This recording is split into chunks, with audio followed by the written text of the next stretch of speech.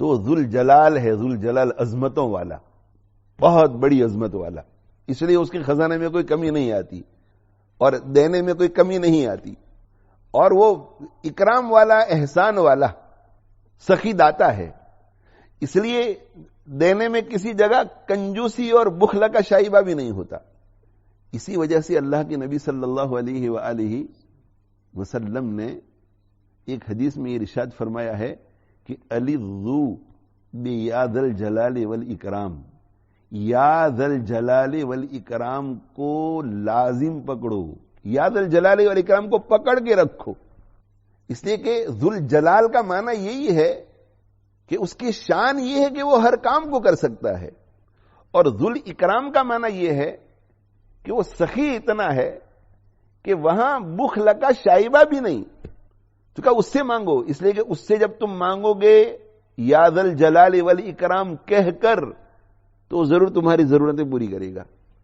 تو یوں بھی چلتے پھرتے یا ذل جلال والاکرام، یا ذل جلال والاکرام، یا ذل جلال والاکرام پڑھنا چاہیے، اور اس وقت دل میں نیت یہ کر لیں کہ یا ذل جلال والاکرام کہہ کر اللہ سے میں یہ کہنا چاہتا ہوں کہ میری دنیا کی، میری آخرت کی، میری جسمانی، میری روحانی ساری حاجتیں پوری فرما دے۔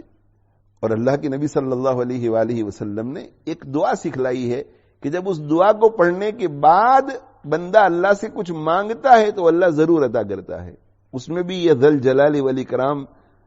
اللہ کی جو صفات یہاں بیان کی گئی ہیں اس کا تذکرہ ہے۔ اللہم انی اسألک بأن لک الحمد، اللہم انی اشہدک بأن لک الحمد لا الہ الا انت الحنان بدیع السماوات والارض ذی الجلال والاکرام انی اسألک، اللہم انی اسألک بأن لک الحمد۔ یہ ہماری جو المعوذات ہے اس کی شاید پہلی منزل میں یہ دعا ہے، اللہم انی اسألک، اے اللہ میں آپ سے سوال کر رہا ہوں، آپ سے مانگ رہا ہوں، بأن لک الحمد، اس لیے مانگ رہا ہوں کہ ساری تعریفیں آپ ہی کے لیے ہیں، یہ آپ کی تعریفوں کے وسیلے سے مانگ رہا ہوں۔ لا الہ الا انت، کوئی معبود نہیں مگر تو، تیرے سوا کوئی معبود نہیں، الحنان، بہت زیادہ محبت کرنے والا،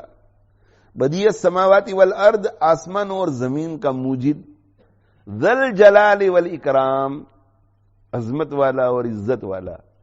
عظمت والا اور احسان والا، عظمت والا اور اکرام والا، انی اسألک،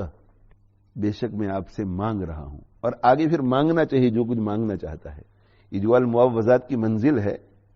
اس کو بھی پڑھتے ہوئے اگر انی اسألک کے بعد جب بھی یہ منزل آئے تو اس دن کی جو ضرورتیں ہیں وہ مانگ لیا کریں،